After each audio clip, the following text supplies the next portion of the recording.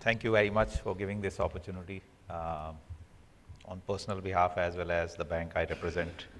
Uh, I think the topic, if you look at it, an opportunity or a lost cause, there is no doubt that it's not a lost cause. It is certainly something which has achieved a lot. The only thing is any good policy, however well it is made, however well intended, sometimes does have certain other aspects also which you need to see in real life. So let me step aside and look at it. Recently, there were new bank licenses which were given. A number of applicants came, but some of them actually withdrew. Uh, India is an underbanked country, no doubt.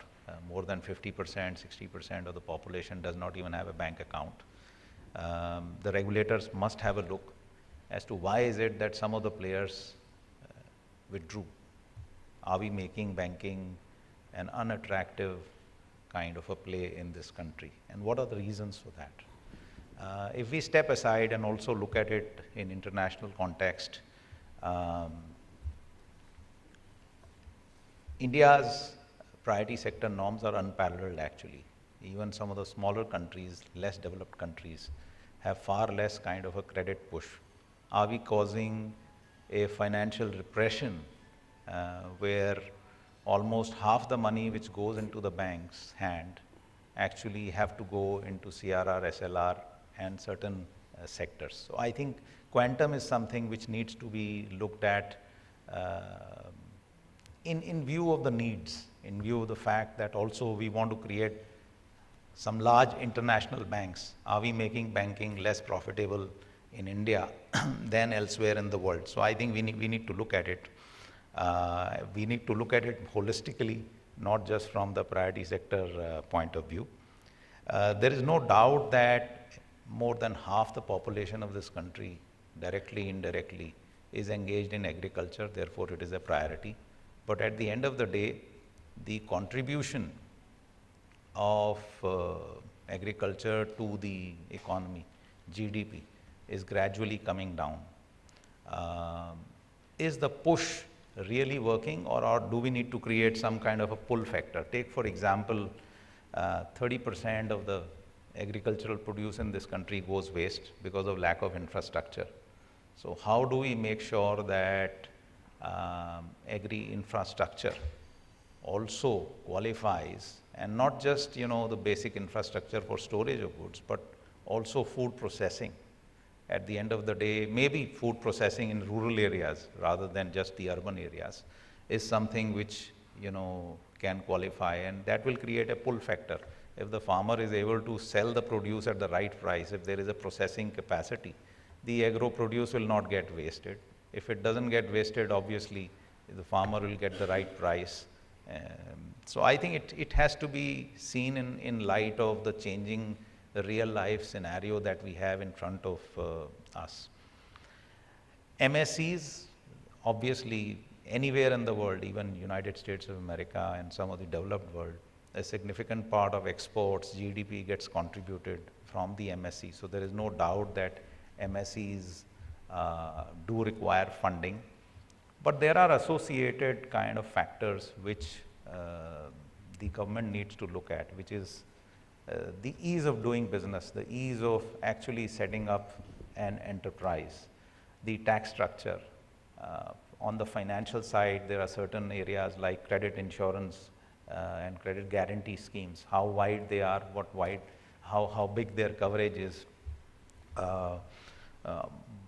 Transparency in the financials, I think this is one problem which most of the banks face when they are lending to MSE. Most of them have tax-driven kind of balance sheets and financials, so there's no way a banker can actually assess whether a particular enterprise is going to repay the loans or no.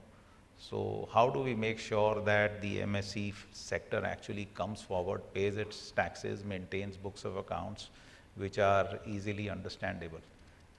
So I think there are certain core issues which we need to also look at in parallel.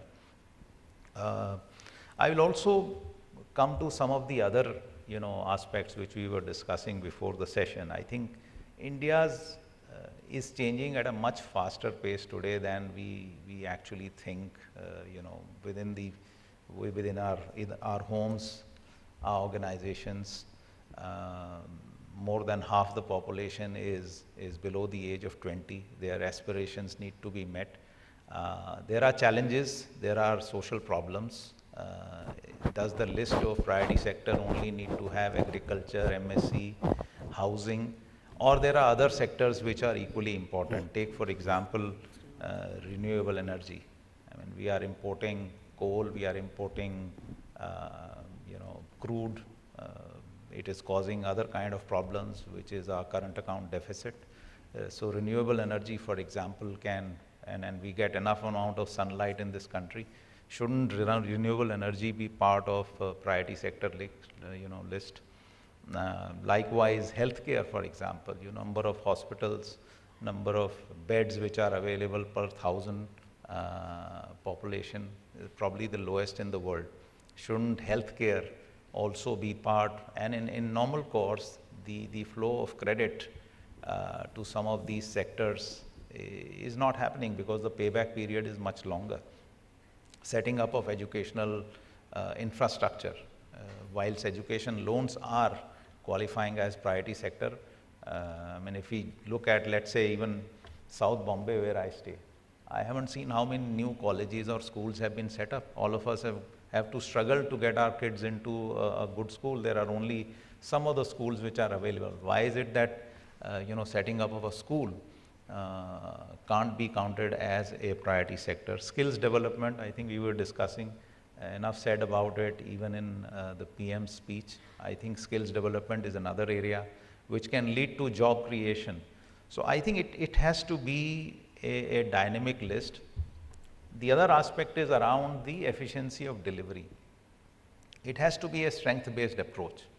There are certain banks who would prefer to do business in urban areas. There are other banks who have a fantastic network in the rural areas. There are NBFCs who are very strong in certain segments, in certain product categories. So why not allow partnership between NBFCs and the banks where they do risk sharing? I was sharing an example of another market, Indonesia, where I had an opportunity to work. The NBFCs and banks, they work very well together and lend to some of the needy sectors. The bank does not have the reach, the NBFC has the reach. It is able to manage its costs more effectively. As long as the flow of credit is happening in the right direction, I think the delivery mechanism, we need to free up these regulations to make sure that NBFCs and banks can work together and push credit in the right direction. I think if we step aside and also look at some of the other restrictions which are there, for example, if we have to buy assets of an NBFC, necessarily the rate has to be base rate plus 8%. I think that is fairly restrictive. Most of the kind of regulated interest rate regimes have been done away with. We need to see, if I go and lend out myself at 25%, there is no issue, but if I go and buy an asset of an NBFC, it has to be necessarily at base rate plus 8%. So I think that comes in the way. Likewise, trading of PSL assets, I think this is a concept which has been debated number of times. It's also, for more sustainable kind of credit growth, a healthy market of PSL asset or PSL certificates is something which will go a long way, where banks, there is no doubt that it's a well-intended kind of a policy. Percentage can be debated, sectors can be debated, but I don't think any bank in India today wants to shy away from fulfilling this responsibility. It is just that we need to create a conducive environment where at the end of the day, if the banks are not able to meet the entire requirement, then we need to facilitate and create an environment where they are able to kind of meet the and fulfill the priority sector requirement. This year, I believe the shortfall is somewhere in the range of 2 to 2.5 lakh crores. Had there been these some of these measures which were available, probably this kind of shortfall would not have happened.